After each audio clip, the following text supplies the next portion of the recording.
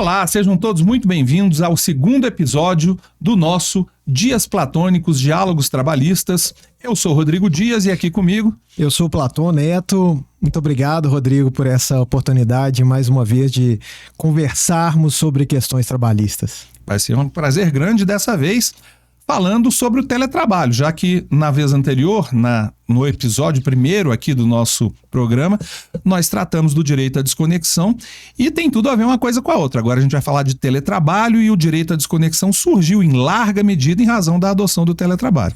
Exatamente. E assim, é bom lembrar que o teletrabalho ele não foi regulamentado na pandemia. Antes disso, na CLT, nós tínhamos o parágrafo único do artigo 6º, que permitia o controle do trabalho por meios telemáticos e informatizados, e depois, na reforma trabalhista, veio a regulamentação pelos artigos 75A e seguintes da CLT. Pois é, Platão, a despeito de várias críticas que são tecidas à reforma trabalhista, à lei da reforma trabalhista, algumas procedentes, né?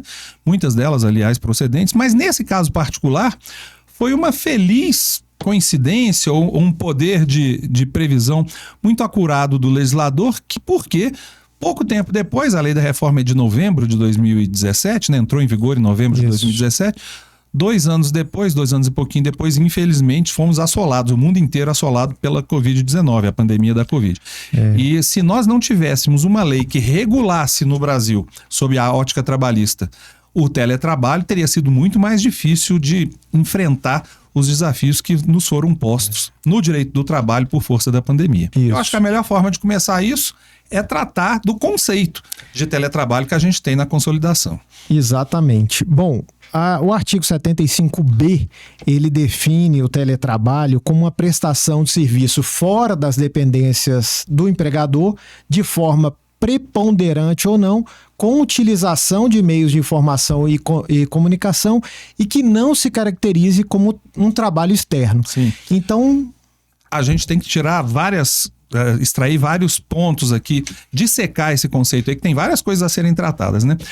Um desafio que se põe é essa referência de forma preponderante ou não, eu diria. Em segundo lugar, o fato que de verdade caracteriza o teletrabalho, que é o uso desses meios de comunicação à distância, que é justamente o que diferencia o teletrabalho daquele tradicional trabalho externo do 62, inciso 1º da CLT.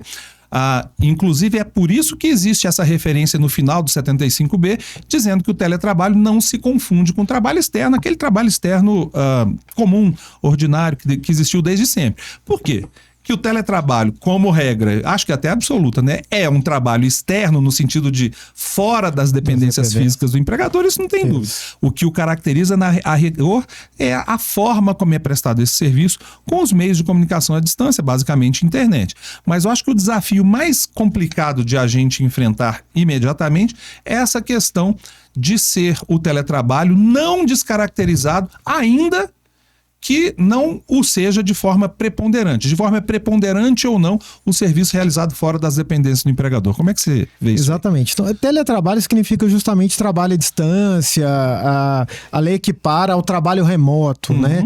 E houve uma relativização em relação a essa necessidade de ser fora das dependências, permitindo-se agora aquilo que a gente chama de trabalho híbrido. Ou seja, pode ser um dia na empresa e 4 dias fora, ou um dia fora e 4 dias na empresa. Isso, desde que haja esse trabalho à distância, com comunicação com o empregador, isso se caracteriza de alguma forma o teletrabalho. E com a exclusão daquilo que é puramente o trabalho externo, nós temos essa possibilidade de teletrabalho, pelo menos com 3 caras, assim, digamos, né? Com 3 possibilidades. Uma possibilidade do teletrabalho na modalidade de home office, né? Que é aquele trabalho em domicílio, aquele que é feito na própria residência. Temos aquele teletrabalho no telecentro, que é aquele também fora da empresa, mas num local ali que o empregado fique. E eu tenho a impressão que com a evolução tecnológica permitindo que cada vez mais recursos estejam implementados em um pequeno aparelho que é fácil de você levar para onde você quiser, acabaremos com a predominância de do terceiro tipo de teletrabalho, que você ainda não falou. Que é o móvel ou nômade, né? Que é aquele teletrabalho que é realizado em lugares diversos, né? Pode ser num lan house, no aeroporto, num café, que a pessoa vai ali prestar algum serviço, mas não vai ficar fixo num determinado local que era o telecentro. Uhum. Então, há uma grande chance de acontecer isso com mais frequência. O sujeito com um laptop hoje, ele consegue fazer praticamente tudo. Todos os recursos estão aí. A depender do sinal da internet, ele pode trabalhar da chácara dele, do sítio dele, como você disse, na cidade, dentro de um café que ele seja mais agradável e tal. Uma liberdade muito maior que o empregado vai ter. O teletrabalho só é válido mediante contrato escrito, né? Porque haverá, como a gente vai ainda discutir aqui hoje, uma série de discussões que é preciso que estejam algumas regras pré-estabelecidas em contrato, não sendo válido seu ajuste de forma meramente verbal. Isso acaba sendo uma exceção à regra geral dos contratos de trabalho, salvo engano no 443, quando diz que o contrato pode ser tácito ou expresso, por escrito ou verbal. Não é o caso do teletrabalho, que exige-se uma certa solenidade, né? A rigor, é preciso que seja feito por escrito. Sem isso, nós inclusive teríamos muitas dificuldades de definir que regra aplicar a esse tipo de contrato. Exato. E isso acaba repercutindo na transição da modalidade do teletrabalho para o presencial e do presencial para o teletrabalho. Essa é uma questão importante. E assim, a gente tem que ir também na questão dos gastos, né? Daquilo que é despendido durante a execução desse teletrabalho. Essa questão vamos imaginar, porque é uma situação muito comum, os empregados que trabalham internamente, aquela prestação de serviços tradicional, e que por vários motivos que representam, a gente vai falar disso, né, Platão, vantagens para empregado e para empregador na adoção do teletrabalho.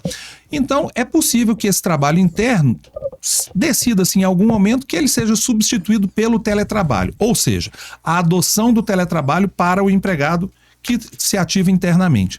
Esta adoção, diz a lei, que requer acordo entre empregado e empregador. Fazendo uma brincadeira e um xiste e ao mesmo tempo uma crítica ao legislador, a lei diz textualmente que é necessário um acordo mútuo entre empregador e empregado para que saia-se do trabalho presencial para o teletrabalho. Olha, esse acordo tem que ser acordo mesmo, porque acordo mútuo, qual acordo que não é mútuo, né? Então, assim, eu acho que esse pleonasmo aí é para não dar dúvida nenhuma, né? A redundância aqui, se a gente for bonzinho com o legislador, é proposital, é para não ter dúvida. Empregado e empregador têm que ambos concordarem com essa alteração contratual. Mas o retorno ao presencial pode ser unilateral, porque o teletrabalho pode ser uma experiência e aí pode não dar certo, vê-se que não tem produtividade, vê-se que não está bom, e aí o empregador pode determinar o retorno observando o prazo de 15 dias, não é isso? Esse prazo de 15 dias me parece, Platão, veja o que você acha aí, que quando o empregador adota o teletrabalho, ainda que como uma espécie de experiência, o fato é que o empregado tem a sua vida possivelmente alterada, a sua vida pessoal alterada por força dessa decisão. É muito possível a gente imaginar, por exemplo, um empregado que mora numa certa cidade onde ele trabalha, mas ao fazer esse acordo, melhor dizendo, com o empregador para trabalhar de onde ele quiser, a rigor, mas predominantemente no Brasil ainda é em casa, o home office, né? Ele pensa, bom, já que eu não preciso vir aqui para a empresa presencialmente mesmo, eu vou voltar para a minha cidade de origem e vou trabalhar de lá. Não faz nenhuma diferença no fim das contas. E ele assim o faz. Claro que é uma decisão dele, mas ele assim o faz. E um dia recebe esse chamado que você diz, olha, não deu muito certo não, vamos voltar aqui para o presencial. Até o sujeito readaptar a vida dele, buscar nesse meu exemplo, uma nova moradia, inclusive, é preciso de um tempo, né? Esse tempo de readaptação o legislador previu. 15 dias, me parece que sem dúvida nenhuma de interrupção contratual, ou seja, são 15 dias que o empregado não trabalhará, porém receberá salário, que é justamente para essa readaptação do teletrabalho para o trabalho interno, né, presencial. Porque lá no início do teletrabalho, a gente pensava em algo como não muito fiscalizado ou monitorado. E aí, no início até se cogitou não caber horas extras, e aí acabou se entendendo que, havendo algum controle desse trabalho, haveria sim direito às horas extras se passasse de um determinado horário. Aliás, acho que até é possível em alguns casos, ainda que o empregado trabalhe por produção em teletrabalho, em casos realmente, não diria extremados, mas muito pontuais, que haja o reconhecimento e pagamento de horas extras. Mas isso tem que ser algo excepcional, inclusive dada a redação legal. No caso de dúvida, segundo me parece, não serão devidas horas extras nesse caso. Porque senão a gente banaliza a ideia de que sempre é possível a hora extra e a regra legal acaba perdendo Exatamente. força. Então, assim, resumindo essa parte, sendo um trabalhador por jornada, que vai cumprir alguma jornada, havendo controle, são devidas horas extras. Para aquele por produção ou tarefa, não havendo nenhum controle, nem alguma forma de aferir essa produtividade, a regra é não haver horas extras. Agora, um outro ponto também são os gastos do trabalhador, do teletrabalhador nessa modalidade de serviço. Isso a gente teve a nossa categoria, né, Platão? E muitos operadores do direito do trabalho tivemos muita resistência em aceitar esse novo conceito que, a rigor, não digo viola, né, mas estremece, né, uma das bases fundantes do direito do trabalho, que está lá na definição de empregador no artigo 2º da CLT, segundo a qual o empregador arca com todo o custo, todo o risco da relação de emprego, né, a ideia de alteridade. Isso, lá fala que é quem assume os riscos da atividade econômica.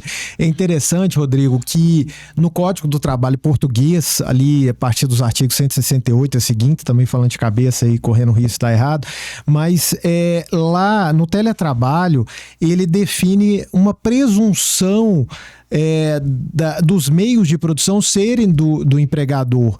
Até porque é uma vantagem para o empregador que tem o trabalhador em teletrabalho não arcar com aquelas despesas da estrutura organizacional. Então ele transfere, de certa forma, aquilo que ele gastaria dentro da empresa para o empregado. Sim, então, conta de água, luz, energia. Isso, tudo isso, aquele que trabalha em home office, ele vai ter algumas despesas. Agora, claro, ele vai ter outras vantagens também. Ele vai poder estar mais junto de sua família, mais próximo das pessoas que ele gosta.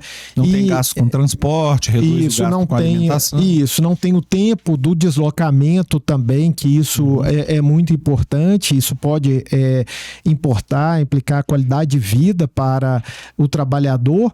Mas, assim, haveria, de certa forma, uma presunção, pelo menos lá, na legislação portuguesa, há essa presunção de que quem arca com as despesas é o empregador. Mas aqui na nossa lei fala em previsão em contrato. É porque no Brasil a adoção do teletrabalho veio em 2017 e muitos desses teletrabalhadores que passaram a trabalhar, em larguíssima maioria, nas suas próprias residências, até porque logo depois veio a pandemia e a gente não podia circular mesmo. E muitos desses empregados, Platão, tinham nas suas residências os computadores para prestar, a estrutura para prestar esse trabalho remoto, né? Eu e vocês tivemos também que trabalhar das nossas casas. Sim, é claro que nós não somos seletistas, não é o melhor exemplo, mas nós usamos os nossos próprios equipamentos para trabalhar à distância. E muitos empregados estavam nessa situação. Eu me recordo que houve uma preocupação de que empregadores poderiam levar a ideia de exploração ao limite por força dessa regra, porque acabariam por impor ao empregado os custos de aquisição e manutenção desses equipamentos todos. Me parece que essa preocupação, que é legítima, não se cumpriu. Muitas empresas, a gente vê isso nas nossas instruções trabalhistas, muitas empresas forneceram aos seus empregados laptops, algumas poucas até, mas houve cadeiras, mesas, preocupadas com questão de ergonomia. Mas de fato era uma situação difícil de regular, né? Empregado que já tinha computador em casa, como é que isso vai ser feito? Daí talvez a ideia de que isso vai se resolver por acordo. Uma coisa importante, que é importante frisar nesse aspecto, que ainda que seja de responsabilidade do empregador, essas utilidades não integram a remuneração do empregado. Isso é muito importante. Quem não tem conhecimento da Justiça do Trabalho, talvez não dimensione o quanto essa disposição foi importante. Porque se não fosse por ela, amanhã, uma integração e repercussão em 13º, férias, amanhã FGTS. O empregado, para quem assim, é muito incipiente no estudo do direito do trabalho e na sua prática, né, a gente receberia, né, nesse caso particular, receberíamos ações trabalhistas em que o empregado diria algo como: olha, esse computador me foi fornecido para trabalhar, mas eu utilizo para as minhas atividades particulares e ele custa um certo valor, custa dinheiro, que eu vou estimar aqui esse valor eu nunca paguei à empresa, então isso aqui é um salário indireto que eu recebi e eu quero o que o Platão disse, um monte de repercussão. Exatamente, e aí faria um passivo ali para a empresa assumir, que seria algo às vezes muito complicado se fosse retroagir. Mas a outra questão também que é importante a gente falar quando trata de teletrabalho é a questão da saúde física e mental. O que me impacta, assim, o que me deixa um pouco desconfortável, assim, nessa história toda é o 75E da CLT. Porque o 75E, ele traz uma disposição que ele não se preocupa tanto com a saúde física e mental e deixa com que o empregador oriente os seus empregados, o empregado assine um termo de responsabilidade sem haver muita demonstração daquilo que foi passado nesse treinamento, digamos assim, ou nessa orientação. Então, eu sou um pouco assim, eu acho que essa regulamentação deveria ser um pouco mais detalhada para se deixar de uma forma mais clara aquilo que deveria ser tratado nessa orientação, porque esse artigo é bem vago. Deixa eu... Coloca a sua opinião em relação... Vamos fazer aqui a nossa primeira divergência, que vai ser bacana para um programa como esse. É bom. Esse 75E, eu nem lembrava que o número do artigo era 75E, para te ser bem franco. Mas eu acho, em primeiro lugar, que a tendência já verificada nos Estados Unidos e países mais evoluídos é que esta adoção de certas medidas que o empregado adotaria para o teletrabalho na sua residência acaba sendo cada vez menos relevante. Porque lá, e eu vi isso, embora isso seja uma redundância, mas eu vi isso com meus próprios olhos, é óbvio, né? É que os teletrabalhadores não estão mais lá trabalhando majoritariamente nas suas residências. O sujeito vai para uma cafeteria, o sujeito vai para um shopping, o sujeito vai para a praia, o sujeito vai para o parque da cidade e trabalha dali com o seu laptop. E, evidentemente, torna-se impossível cogitar-se de ergonomia num cenário desse, porque você não sabe nem onde que o cara vai trabalhar. Isso em primeiro lugar. Mas para o trabalho home office, que ainda é majoritário entre nós aqui no Brasil, nós temos um problema aqui, né? Que é a inviabilidade de um empregador inserir-se no contexto do local onde a prestação de serviço é feita. Afinal de contas, citando aqui a nossa Constituição, a casa é asilo inviolável do indivíduo, nela ninguém podendo penetrar, senão por ordem judicial, durante o dia. Isso. De noite, nem com ordem judicial. Então, assim, fica difícil de um empregador ter qualquer tipo de fiscalização efetiva, né, sobre o que está acontecendo. E por isso é que me parece que a única alternativa que resta é questão de orientação. Como essa orientação vai ser ministrada e comprovada, aí a gente pode discutir na linha do que você está dizendo. Não, mas a minha questão, minha ponderação, Rodrigo, é justamente essa. Assim, a lei não entra em detalhes. Ela fala assim, que o empregador deve instruir o empregado a fim de evitar acidentes de trabalho e tal, e o empregado deve assinar esse termo de responsabilidade. Isso pode ser aquilo que a gente diz para inglês ver. Não há um detalhamento daquilo que deveria incluir essa orientação. Então, a minha ponderação é nesse sentido, não que esse instrumento não possa ser válido, ou esse não deve ser um bom mecanismo. Eu tenho dito que a empregadores, principalmente, que busquem aqui, em quantidade e qualidade, as duas coisas vão caminhar juntas. Quanto mais informações relevantes e precisas forem dadas ao empregado no que diz respeito a pausas, ergonomia, exercícios para evitar ou para minorar os efeitos de movimentos repetitivos, enfim, quanto mais informações forem dadas ao empregado, maior será a chance de esse empregador não se ver frente a problemas na Justiça do Trabalho em ações que discutam essas questões vinculadas ao teletrabalho, né, de saúde e segurança no trabalho. Aquelas empresas, no entanto, que se despreocupam completamente desse aspecto, e são muitas. O empregado está lá na casa dele, ele que se vire por lá, não tem nada a ver com isso. Esta atitude é que me parece que deve ser repudiada, e a legislação repudia. Como vai ser feito? É claro que aí cabe a cada empresa. A minha impressão é de que salvo engano, advérbio ostensivamente, né? Ou orientação ostensiva que o empregador deve dar ao empregado, nesse caso, está querendo dizer também massiva, recorrente, frequente, para fazer isso o máximo possível. Agora, como isso vai ser feito no dia a dia vai depender de cada caso.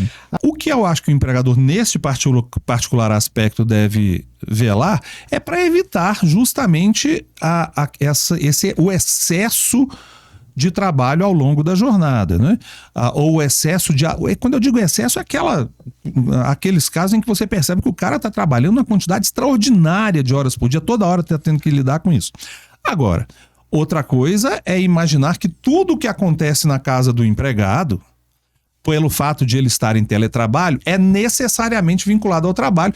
E nós vimos, virou uma piada, mas é verdade, que um certo empregado foi mordido por seu cachorro enquanto na sua casa, né, ele em teletrabalho, e ele ajuizou uma ação buscando do empregador indenização porque o seu próprio cachorro mordeu, ao argumento, acredite se quiser, mas confira lá no acordo, ao argumento de que o empregador não o instruiu sobre os riscos de ter junto dele no momento do trabalho o seu cachorro. Peraí um pouquinho, também aí nem tanto ao céu, nem tanto à terra, vamos exagerar também não, né? Agora, sobre os deficientes, você ia falar. Então, das pessoas com deficiência e das pessoas que têm criança também, a Lei 14.457, 2022, ela ampliou o direito a permanecer em teletrabalho nos casos em que a pessoa tem uma criança com até 6 anos e para aqueles que têm filhos com deficiência e aí sem limite, porque haverá uma necessidade de cuidado maior. E até, Rodrigo, é interessante falar que tanto o Código Português, que traz aí um direito ao teletrabalho em algumas situações, e também algumas legislações europeias, elas trazem essa questão. E vale também citar uma opinião consultiva da Corte Interamericana de Direitos Humanos, a 31, que também fala desse cuidado, sabe? É bacana a gente pensar até no aspecto de fraternidade, solidariedade, essa questão, porque, de fato, algumas pessoas demandam mais. E se o trabalhador consegue compatibilizar isso, por que não? Pois é. Salvo engano, a legislação fala em que haverá prioridade a esses empregados para o teletrabalho. O que não significa obrigatoriamente que em todos os casos eles tenham direito ao teletrabalho. Isso é importante frisar. Quando há uma vaga, digamos assim, em regime de teletrabalho e houver algum empregado nessas condições mencionadas, prioritariamente deve ser destinada a ele. E a presunção, judicialmente falando, é que o empregador deveria ter indicado este empregado. Cabendo então ao empregador, se não o tiver feito, mostrar, olha, esse cara aqui, embora ele tenha um filho de 5 anos, por exemplo, mas eu preciso dele aqui na minha empresa por isso, razão pela qual esse outro aqui é o que foi designado. Não é que seja um direito absoluto. Claro. Né? Em algumas legislações estrangeiras se fala num direito ao teletrabalho, mas a nossa legislação fala em prioridade. Eu acho que é em melhor. Algumas questões. Eu também. E eu explico. O risco da discriminação reversa. Porque o empregador que, se obrigado a conceder o teletrabalho a um certo empregado, pelo fato de ele ter um filho portador de deficiência, eu não sei nem se é essa a expressão politicamente correta nesse momento, né? mas se não for, já peço desculpas. Mas esse empregador, se muitos empregadores não gostam do teletrabalho ou adotam em quantidade mínima por não o acreditar muito produtivo. Se ele for obrigado a colocar esse empregado em teletrabalho, existe uma grande chance de ele preferir não contratar esse empregado. E aí seria muito ruim para todo mundo. Com certeza. E uma outra categoria que pode eventualmente se beneficiar do teletrabalho, meu caro Platão, são as gestantes, as empregadas gestantes. E aí é um tema da sua tese, da sua dissertação de mestrado, né? Então, acho que você está bem... Não, mas nesse aspecto nós dois temos condição de falar tranquilamente sobre isso. As empregadas gestantes, por decisão do Supremo Tribunal Federal, que declarou a inconstitucionalidade de uma parte da legislação da reforma trabalhista que cuidou disso, expressou que a empregada gestante e depois a lactante também não pode trabalhar em ambiente insalubre, devendo então o empregador providenciar que o serviço seja prestado em ambiente salubre. Mas nós sabemos pelo nosso cotidiano, né, Platão, que tem empregadores, existem empresas em que não há local salubre de trabalho. Num hospital, por exemplo, me parece que não haverá como regra. Eu não vou falar o nome, obviamente, mas determinei que fosse feita uma perícia numa certa ação, na recepção do hospital. E, segundo o perito, na recepção do hospital havia ambiente insalubre. Se na recepção for insalubre, você imagina da porta para dentro, né? O que o empregador pode fazer num caso desse? Uma boa alternativa é adotar o teletrabalho. Isso. E aí, essa, digamos, transferência para o teletrabalho, segundo o Supremo, ela não pode implicar numa redução da remuneração. Não, a própria lei diz que é preservado o adicional de insalubridade. Exatamente. Aí o empregador vai gritar, né? Não, mas a pessoa não está mais no ambiente insalubre, eu vou ter que pagar? Pois é, mas o empregador vai descontar esse pagamento do adicional de insalubridade do recolhimento das contribuições previdenciárias, de forma que, no fim das contas, a coisa meio que se reequilibra, né? Isso. Então, o teletrabalho acaba sendo uma alternativa até para preservação, no fim e ao cabo da vida, né? Porque é a empregada que vai trabalhar num ambiente mais propício ao bom desenvolvimento da gestação. Perfeito. Agora, um tema que é também importante dentro desse contexto, Rodrigo, é a questão das novas tecnologias, da inteligência artificial e da proteção de dados também. Nós estamos vivendo um momento em que, assim, nós fomos levados um pouco ao teletrabalho. Eu até dizia que a pandemia foi um acelerador do futuro. A gente acabou sendo levado para condições e assim... Alguns conseguem lidar bem com o teletrabalho. Eu, particularmente, gosto muito do teletrabalho híbrido. Eu acho que é importante a gente estar em sociedade, convivendo socialmente, mas o teletrabalho também, às vezes, permite certas questões.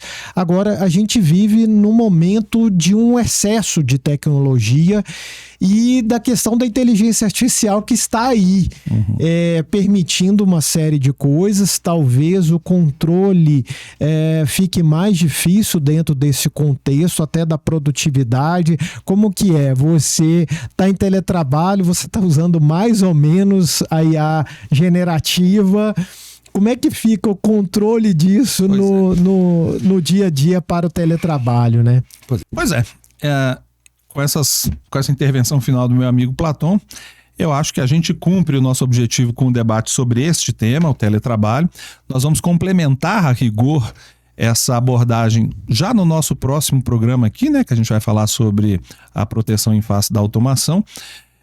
Quero agradecer da minha parte, como sempre, já pela segunda vez, a rigor, bem prazeroso de debater aqui com um amigo, e eu espero que para quem nos ouviu aí, nos assistiu aí, tenha sido tão produtivo e prazeroso quanto foi para mim. Eu espero que para o Platão também. É verdade, amigo. Muito bom falar com você e assim, esse é um tema especificamente que sempre me despertou. O teletrabalho é algo que traz uma série de reflexões, né? E especialmente nesse dia foi muito gostoso também discutir e debater esse tema com você.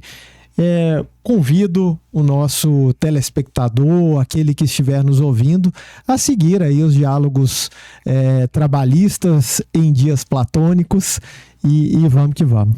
Um abraço, até a próxima. Eu acho que a gente vai ter que fazer alguns cortes, né? Que deve ter dado uns 40 minutos. Mas a gente tira. Tem muita coisa que a gente vai falando. Tem algumas partes. Aquela, por exemplo, essas partes que a gente ficou assim com dúvida de artigos e tal, aquilo ali. Não, depois a gente vê junto aí, você